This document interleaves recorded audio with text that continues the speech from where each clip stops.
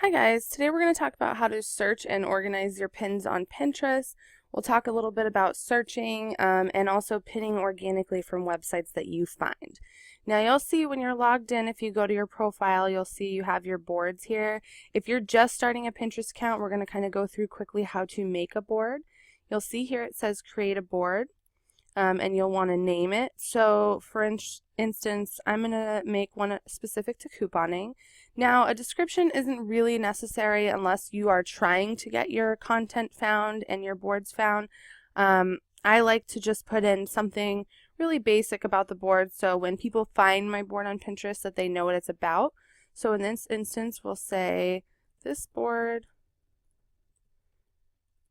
features a collection of couponing tips, couponing ideas, and couponing information.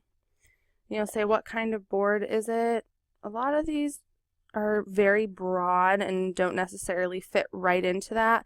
Now I'll just go ahead and put education because it is information.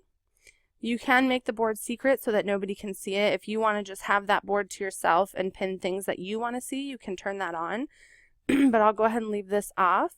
And then if you want to collaborate with anyone on this board, if you want your friends to be able to pin to it or other couponers or anything like that, you can go ahead and add them here and then just create the board.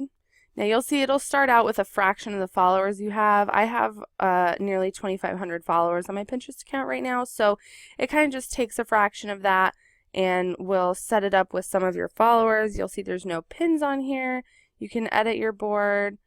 Send the board, share it on Facebook or anything like that. But now that you have your board, we're going to talk about pinning organically. So if you're going through websites and different blogs and you find something that you want to pin to your board, we're going to kind of go and talk about how to do that. So we're going to go on here, where and how to search for store policies. That's really important for couponing, especially because we just put in our description that's going to be couponing information. So that's something really good to know. Most, if not all, websites will have something here that says pin it that pops up whenever you mouse over a picture. If not, I also, on my toolbar up here, you can't see it, but I have a little pin it button for any websites that don't include that, and that's something you can download directly from Pinterest. But for now, we'll go ahead and use this here. It'll bring up another window for you. And you'll see this already has a description embedded in it, but if you want to change that, you just click the little pencil here and you can type anything that you want. You can type your thoughts on it or anything that just you want to include there. So then we'll go through find your board, couponing, and we'll just click pin it, and that's going to go right to your couponing board that we just made. Now you can click see it now, it'll pull up the individual pin. But also if you go and sort of refresh here,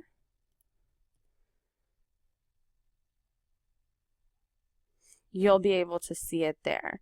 And that way, if you ever need to refer back to couponing information, you can go back. Something that I personally like to do when I'm making a new board is I like to include at least 3 pins on every new board. And I'll show you why in a second, but we're going to go through and add a couple more here that are specific to couponing. So here's 5 ways to organize your coupons. That's another really good one, informational. Talks about different ways that you can organize your coupons. Everybody likes to do it a different way, so it's nice to have a few options. Again, this one already has the description there, so we're just going to go ahead and click it onto couponing.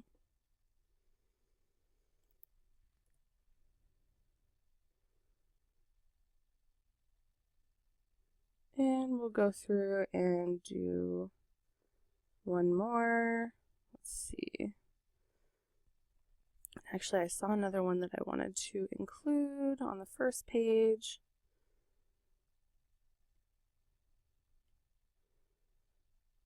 Oh, there it is. How to shop deals on Instagram. I personally love Instagram, so that's something that I want on my Pinterest. Now, you can pin videos.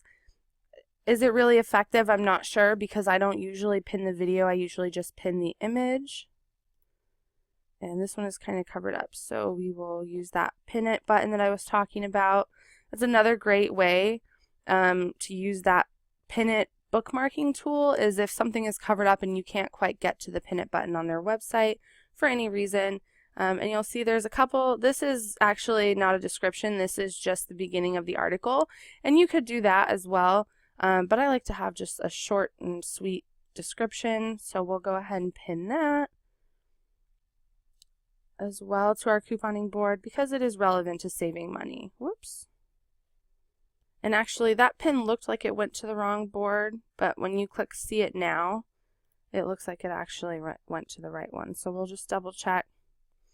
Now, if you do ever accidentally pin something to the wrong board, you'll see it when you scroll over it, there's a little pencil and board, and you can just change it and you can put it anywhere. So if it goes to the wrong board, don't sweat it. You don't have to delete it and start over. You can just go to the pin on your Pinterest account and change the board. So now you'll see there's 3 pins there, and I'll show you why I like to have 3 pins. It definitely isn't necessary. I mean, you could start out with 1 or 0 or anything.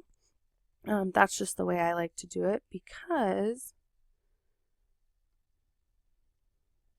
couponing, there we go. Because it kind of fills these little squares right here, and you could even do 4 initially to fill that last one because one of them is always going to be selected as the cover photo.